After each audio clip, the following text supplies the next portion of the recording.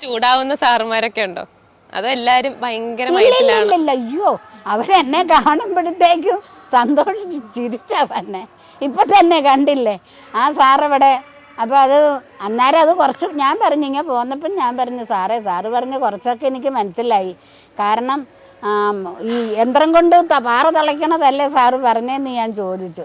അപ്പോൾ അതിനൊക്കെ ഞാനും കണ്ടിട്ടുമുണ്ട്. ഞാൻ അതിനൊക്കെ ചെയ്യാൻ അവരൊക്കെ ഈ ഇത് കൂട്ട് കംപ്രസർ വെച്ച് തുളയ്ക്കുമ്പോൾ അതിലൊക്കെ പോയി തൊട്ടിട്ടുമൊക്കെ ഉണ്ടെന്ന് ഞാനിപ്പോൾ സാറിനോട് പറഞ്ഞേച്ച് പോരും. അങ്ങനെ കുറച്ച് അനുഭവങ്ങളുണ്ടല്ലോ നമ്മൾ ഈ തൊഴിലിന് പോയി.